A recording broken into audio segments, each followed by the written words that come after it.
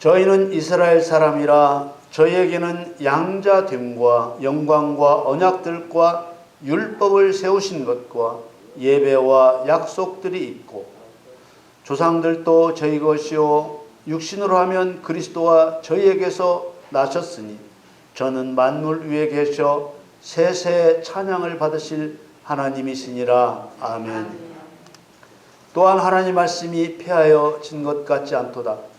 이스라엘에게서 난 그들이 다 이스라엘이 아니요 또한 아브라함의 씨가 다 그 자녀가 아니라 오직 이삭으로부터 난 자라야 내 씨라 칭하리라 하셨으니 곧 육신의 자녀가 하나님의 자녀가 아니라 오직 약속의 자녀가 씨로 여기심을 받느니라.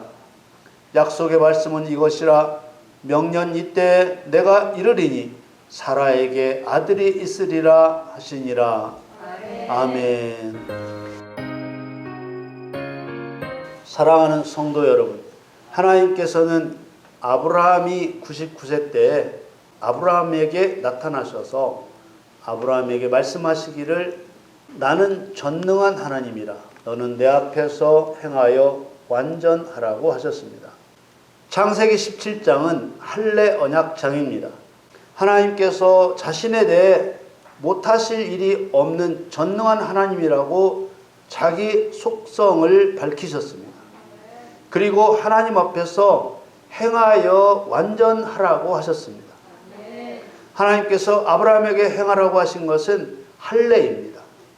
하나님 앞에서 할례를 행하여 흠 없는 완전한 자가 되라고 하신 것입니다. 이 말씀에서 우리는 생각해 보아야 할 부분이 있습니다. 누구나 실제 할례를 행하면 흠없이 완전해지느냐 하는 것입니다. 물론 그렇지 않습니다. 왜냐하면 할례를 행하는 그 자체는 실상이 아니고 모형이기 때문입니다. 하나님 자신을 전능한 하나님이라고 밝히신 것과 연결해 생각해 보면 양피를 예리한 깬 차돌로 잘라내는 모형의 영적 실상은 바위이신 그리스도의 이름으로 사단의 머리를 깨뜨리는 것임을 알 수 있습니다. 그리고 사단의 머리를 깨뜨리는 심판을 행할 때 완전한 자로 인정해 주신다는 뜻입니다. 하나님께서는 할례로 언약을 맺으셨습니다. 내가 내 언약을 나와 너 사이에 세워 너로 심히 번성케 하리라. 이것은 아들과 후손을 주시겠다는 약속입니다. 이 언약이 베풀어질 때는 사레에게 자식이 없자 사레의 권고로 사레의 여종 하갈에게서 이스마엘을 출산한 후였습니다. 아브라함의 피를 받은 후사를 약속하셨으나 이때 아브라함의 나이는 이미 86세였고 할례 언약을 맺으실 때는 99세였습니다. 하나님께서는 이스마엘이 출생한 후 내내 잠잠하시다가 13년의 세월이 지난 후에야 할례를 명하셨습니다.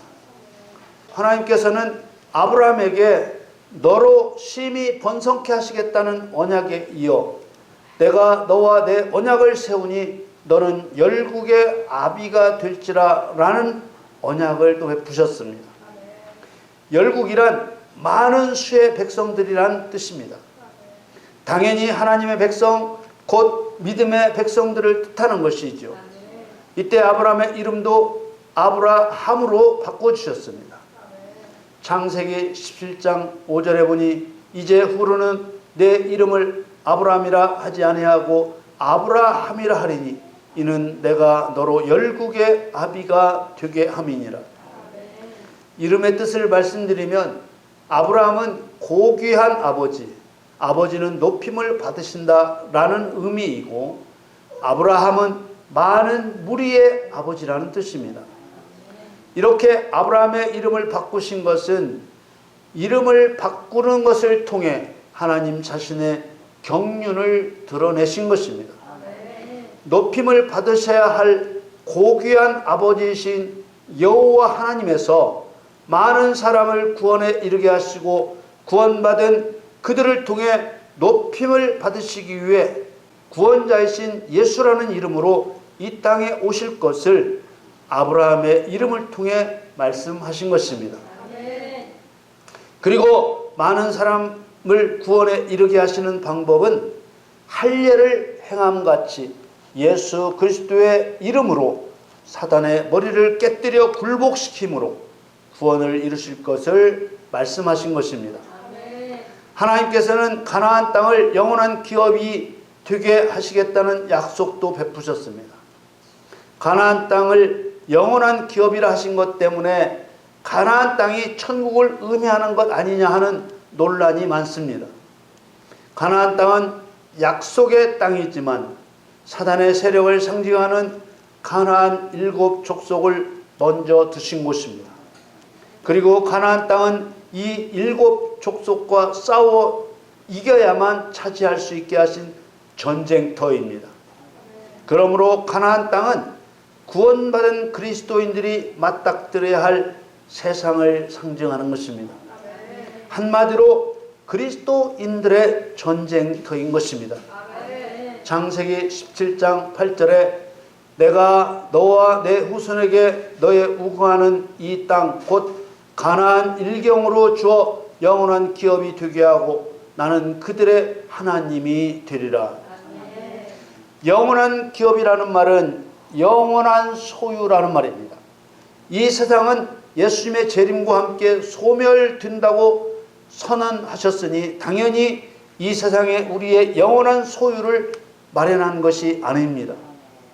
그러므로 가나안 정복은 하나님의 명령대로 사단의 세력을 심판함으로써 영원한 기업의 실체인 천국에 들어갈 하나님의 아들로 인정받는 심판자로서 그리스도인의 삶 자체를 말하는 것입니다.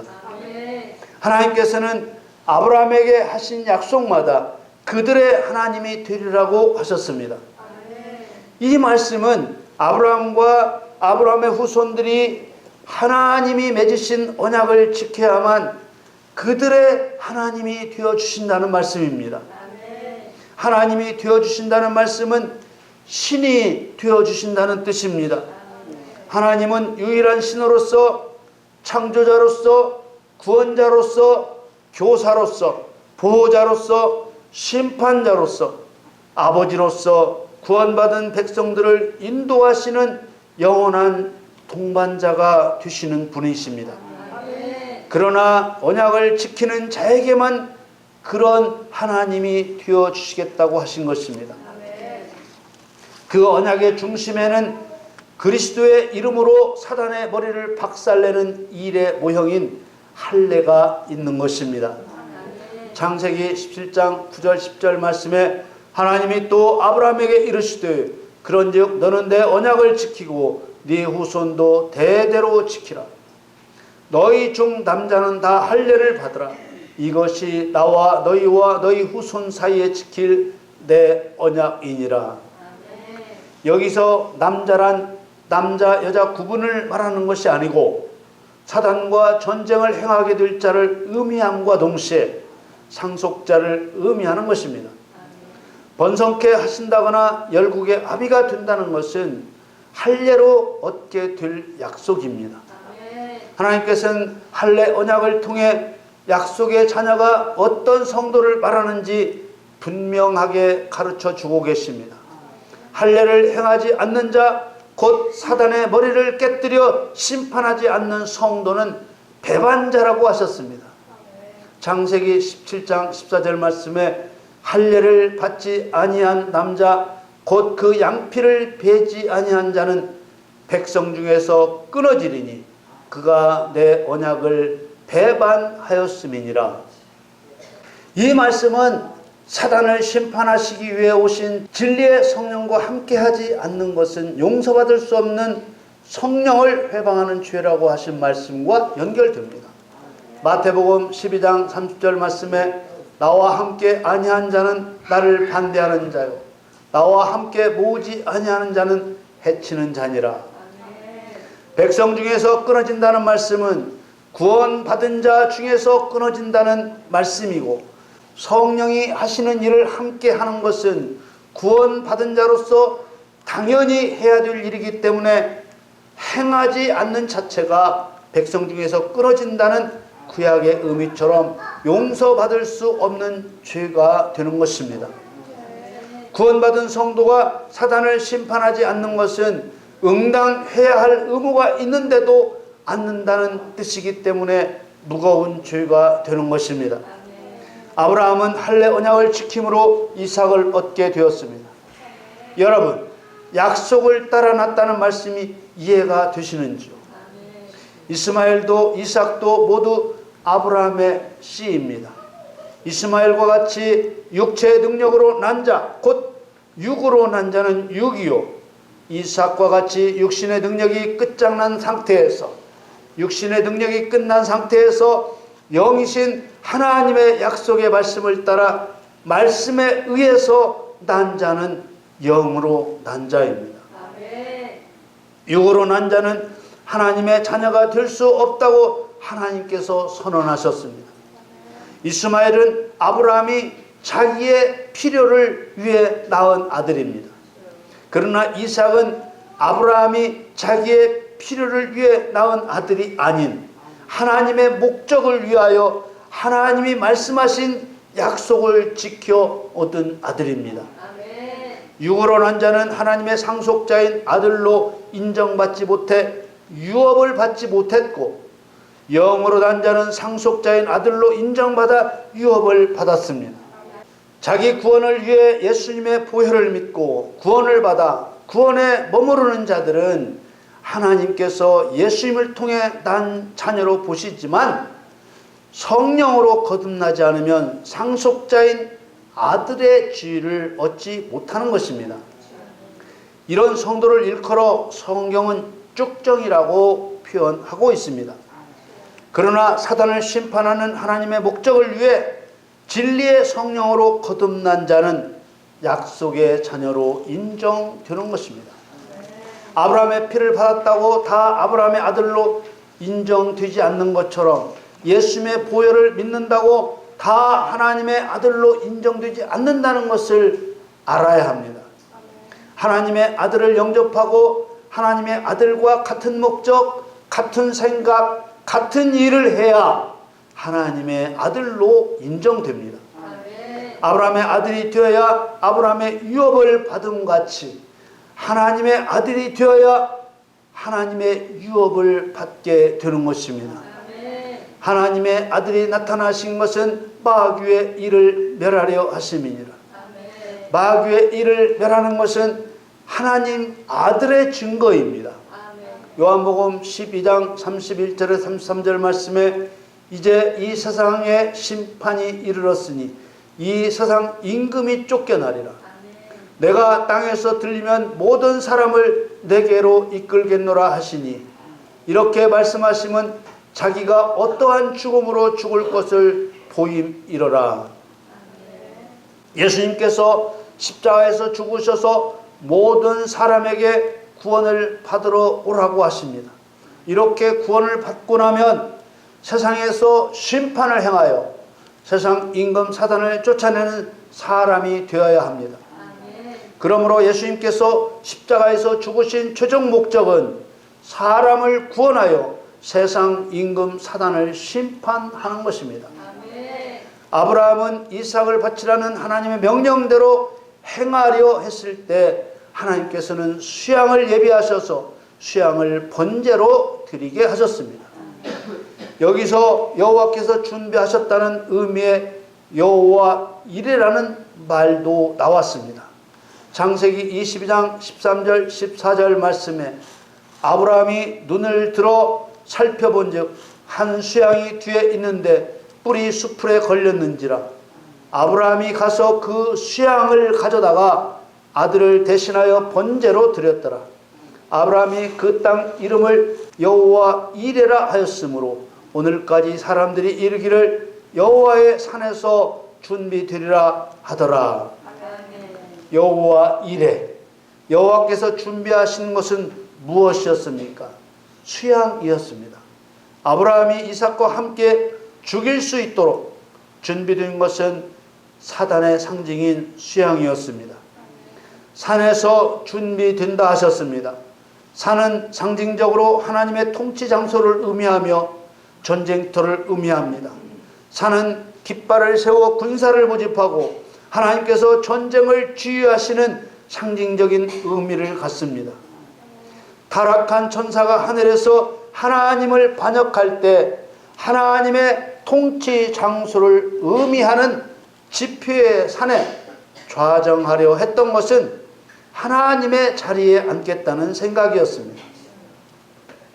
그러므로 여호와의 산에서 준비된다는 말은 하나님의 통치권 안에서 하나님이 계획하시고 바라시고 원하시는 대로 사단을 심판해야 할 것을 말씀하신 것입니다. 창세기 22장 15절에서 17절 말씀에 여호와의 사자가 하늘에서부터 두 번째 아브라함을 불러 가라사대 여호와께서 이르시기를 내가 나를 가리켜 맹세하노니 내가 이같이 행하여 내 아들 내 독자를 아끼지 아니하였은즉 내가 내게 큰 복을 주고 내 씨로 크게 성하여 하늘의 별과 같고 바닷가의 모래와 같게 하리니 내 씨가 그 대적의 문을 얻으리라. 아멘. 하나님께서는 아브라함과 이삭을 통해 자신의 이야기를 하고 계십니다. 아브라함은 하나님 자신의 모형으로, 이삭은 예수 그리스도 모형으로 말씀을 따라 난 하나님의 아들이 하나님과 함께 무엇을 이루는지 보여주신 것입니다. 17절에 내 씨로 크게 성하여 하늘의 별과 같고 바닷가의 모래와 같게 하리니 라고 하셨습니다. 내 씨로 크게 성한다는 말은 약속의 아들을 통해 세워지는 약속의 아들 곧 성도를 말하는 것입니다. 그들을 하늘의 별과 같게 하시고 바닷가의 모래와 같게 하신다고 하셨습니다. 이것은 단순히 숫자를 많게 하시겠다는 말씀이 아닙니다. 하늘의 별과 바닷가의 모래는 이기는 자와 관계가 있는 상징입니다. 새벽 별은 예수 그리스도의 여러 상징 중 하나입니다. 요한계시록 7교회 편지 중에 두아디라 교회의 편지에서 새벽 별을 주신다고 표현하셨습니다. 요한계시록 2장 26절에서 28절 말씀에 이기는 자와 끝까지 내 일을 지키는 그에게 만국을 다스리는 권세를 주리니 그가 철장을 가지고 저희를 다스려 질그릇 깨뜨리는 것과 같이 하리라. 나도 내 아버지께 받은 것이 그러하니라. 내가 또 그에게 새벽 별을 주리라. 이기는 자와 끝까지 예수 그리스도의 일을 지키는 자에게 만국을 다스리는 권세를 주시고 또 새벽 별도 주신다 한 것입니다. 또 별은 예수 그리스도의 오른손에 있는 7 교회의 사자라 하셨습니다. 사자란 하나님의 메시지를 전하는 자로서 사단을 멸하기 위해 교회에 하나님의 진리를 증거하는 대언자를 말합니다.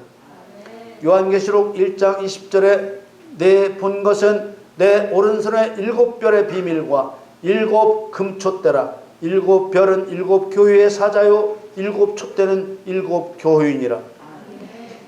그러므로 아브라함의 씨를 하늘의 별 같게 하신다는 말씀은 사단을 심판하여 하나님의 영광을 드러낼 성도가 되게 하시겠다는 말씀인 것입니다.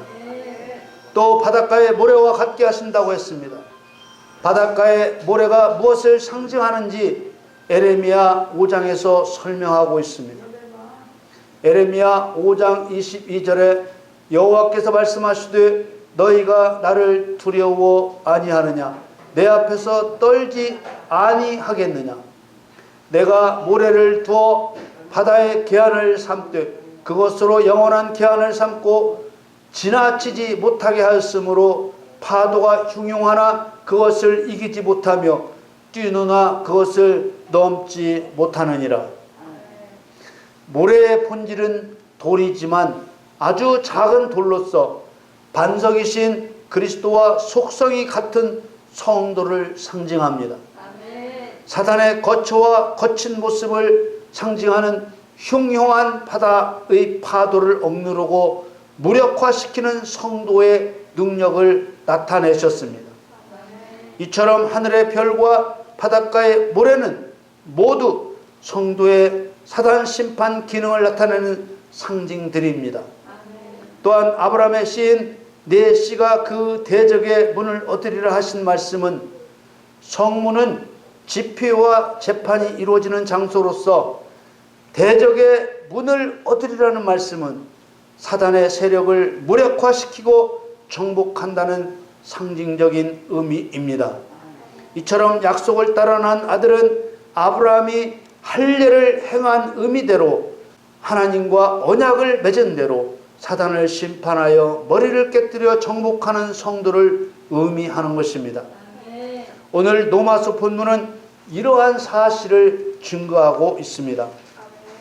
로마서 9장 4절 5절 말씀에 저희는 이스라엘 사람이라 저희에게는 양자됨과 영광과 언약들과 율법을 세우신 것과 예배와 약속들이 있고 조상들도 저희 것이요 육신으로 하면 그리스도가 저희에게서 나셨으니 저는 만물 위에 계셔 세세의 찬양을 받으실 하나님이시니라. 아멘. 이 말씀은 한마디로 이스라엘 백성들이 형식적으로 갖춰야 할 것은 다 갖추고 있다는 뜻입니다. 4절에 보면 이스라엘 백성들이 구원받은 백성의 조건인 양자됨과 영광과 언약들과 율법을 세우신 것과 예배와 약속들이 있다고 했습니다. 그런데 5절에서 이들을 이스라엘 사람이라 했지만 6절에 보면 이스라엘이라고 다 같은 이스라엘이 아니라고 말하고 있습니다. 로마서 9장 6절에 또한 하나님의 말씀이 폐하여진 것 같지 않도다. 이스라엘에게서 난 그들이 다 이스라엘이 아니오 라고 했습니다. 또한 이어지는 7절에는 아브라함의 씨에 대해서도 똑같이 말합니다. 로마서 9장 7절에 또한 아브라함의 씨가 다 그 자녀가 아니라 오직 이삭으로부터 난 자라야 내 씨라 칭하리라 하셨으니, 이 말씀은 앞에 설명한 것처럼 구원받았다고 다 같은 하나님의 아들이 아니라는 말입니다. 오직 이삭으로부터 난 자라야 하나님의 아들로 인정된다는 것입니다. 그리스도의 상징인 이삭은 어떻게 태어났습니까? 아브라함의 할례를 통해 태어났습니다. 이 말은 그리스도께서 사단의 머리를 깨뜨릴 목적으로 이 땅에 오셨음을 증거하신 것입니다. 오직 이삭으로부터 난 자란 그리스도의 상징인 이삭처럼 하나님의 상징인 아브라함과 함께 사단의 상징인 수양을 죽여 불에 태우는 번제로 드리는 성도를 말하는 것입니다. 이게 왜 이렇게 중요한 것입니까? 성도가 그리스도와 연합하여 사단을 심판하는 것을 하나님의 유업을 받을 아들이 되는 절차로 정하셨기 때문입니다. 로마서 9장 8절 9절 말씀에 곧 육신의 자녀가 하나님의 자녀가 아니라 오직 약속의 자녀가 씨로 여기심을 받느니라. 약속의 말씀은 이것이라. 명년 이때 내가 이르리니 사라에게 아들이 있으리라 하시니라. 하나님께서는 아브라함의 씨로 났을지라도 할례 언약을 따라 할례를 행한 후에 얻은 아들만이 아브라함의 유업을 이을 자로 인정하셨습니다. 그러나 안타깝게도 많은 그리스도인들이 신구약의 이런 말씀을 보면서도 믿습니다라고 하면 죄사함의 구원을 받고 영원한 천국에 들어간다고 믿고 있으니 어쩌면 좋다는 말입니까? 이삭은 예수 그리스도를 증거하는 언약의 아들입니다. 예수 그리스도는 하나님의 언약인 할례와 같은 방법으로 사단을 심판하라는 언약을 지키려고 오신 분이십니다. 그리스도께서 그 언약을 지켜 십자가로 사단을 멸하신 결과가 인간 해방과 구원입니다. 우리에게 지금 가장 중요한 것은 진리로서 우리가 가졌던 생각을 완전하게 바꾸는 것입니다. 사랑하는 성도 여러분, 사단의 머리를 깨기로 맺은 약속을 지키는 성도만이 하나님의 유업을 받을 자가 된다는 진리를 굳게 믿고 그 약속을 지키는 여러분이 되시기를 예수님의 이름으로 축원합니다.